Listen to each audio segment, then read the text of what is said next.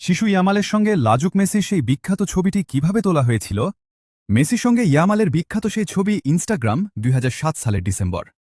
বার্সেলোনার এক স্টুডিওতে প্রস্তুত করা হয়েছে ছোট্ট একটা প্লাস্টিকের বাথটাব, তাতে পানি। সামনে বসানো হল ২০ বছরের লাজুক এক তরুণ ফুটবলারকে।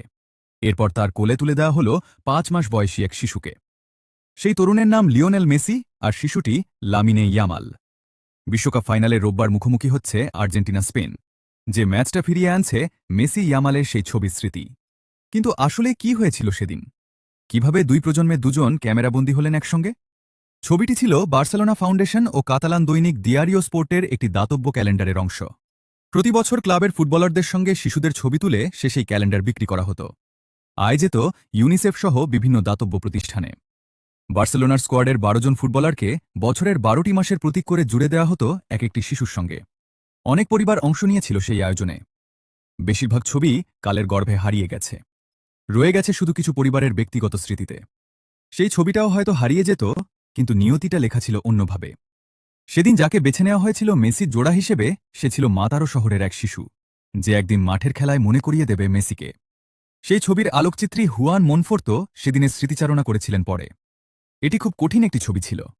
বলতে পারেন, ছবিটি তুলতে আমার রক্তঘাম এক হয়ে গিয়েছিল। প্রথমবার বিশ্বকাপ খেলতে এসেই ফাইনালে লামিনে ইয়ামাল রয়টার্স মেসি তখনও বিশ্বসেরা নন।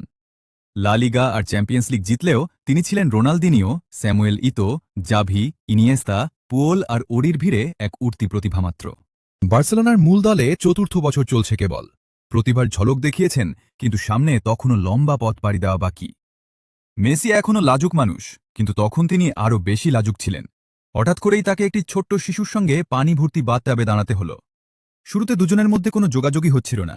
সবার জন্যই পরিস্থিতি একটু অস্বস্তিকর ছিল। তবে ধীরে ধীরে সব স্বাভাবিক হয়ে যায় এবং শেষ পর্যন্ত আমরা দারুণ একটি ছবি পাই, বলেন মনফোর্তো। মনফোর্তের ভাষায়, ফুটবলাররা সাধারণত বলেন, চলুন তাড়াতাড়ি শেষ করি।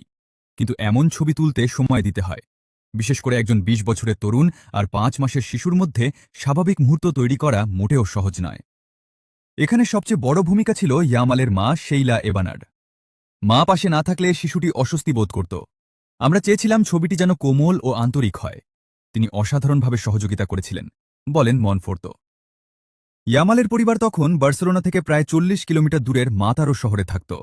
ছোট্ট শিশুকে নিয়ে এতটা পথ পাড়ি দিয়ে ক্যাম্প নিউতে আসা, খেলোয়াড়ের জন্য অপেক্ষা করা, সবকিছুই ছিল কষ্টসাধ্য। সেই কাজটি করেছিলেন ইয়ামালের মা। মনফোর্তো এরপর প্রতিটি পরিবারের মতো ইয়ামালের পরিবারকেও ছবির কপি উপহার দিয়েছিলেন। বছর ৭ পর সেই একই মাতারো থেকে নিয়মিত ক্যাম্প নিউতে যাতায়াত শুরু করে ইয়ামাল।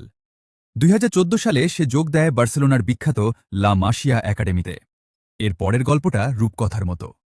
২০২৩ সালের এপ্রিলে মাত্র ১৫ বছর বয়সে লা লিগা অভিষেক, একই বছরের সেপ্টেম্বরে স্পেনের জাতীয় দলে অভিষেক ১৬ বছর বয়সে।